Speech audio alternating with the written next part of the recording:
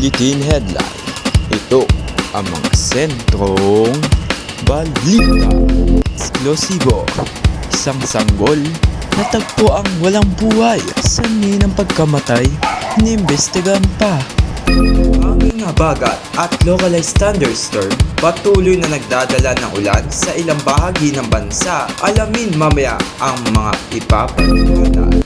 AI video ng China Daily na naglalarawan sa mga Pilipino bilang unggoy. Mariing kinondenda ng pamahalaan. Ikapitong araw ng paglilitis. Hiling na silipin ang mga lihim na pondo ni Vice President Sara inalmahan ng kampo ng Vice Presidente.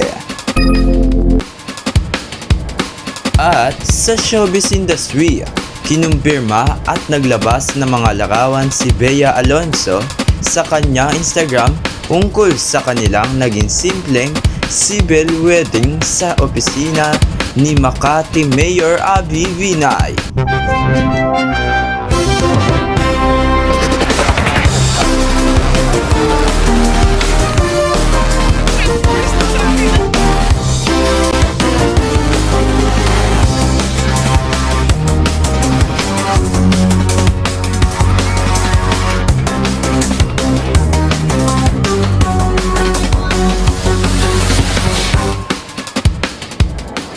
Died mula sa BCNMC-TVM Maliwanag Media Group Center, Bulacan. Ito po ang Sentro Balita na Tayo.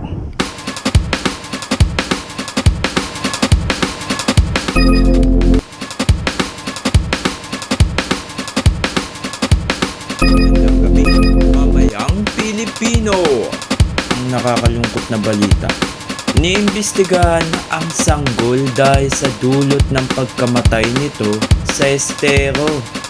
Nakikisentrong may eksklusibo si JJC Jr. Nagsasagawa ng clean-up drive ang Estero Rangers at mga opisyal na barangay sa Barangay 228 sa Tondo, Maynila kahapon na umaga. Habang hinahakot ang mga basura, isang bagong silang na sanggol ang nakita nilang palutan-lutan sa Estero. Ayon sa barangay, agad nilang iniahon ang sanggol na wala ng buhay. Taon na.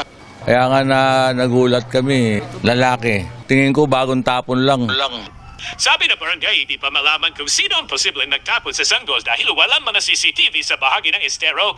Malaki raw ang posibilidad na galing ito sa ilang kalapit barangay at inaanod lang sa kanila. Ayon sa Bansatos Police Station, hawak na ng homicide section ang kaso. Patuloy raw sila na ikipag-ugnayan sa mga barangay para mabilis matukoy kung sino ang responsable sa pagtatapon ng sanggol at kung sino ang mga magulang nito.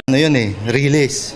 Madilim na area yun. Mahirap pero siyempre, lahat naman ng angulo, sinusubukan ng ating kapulisan.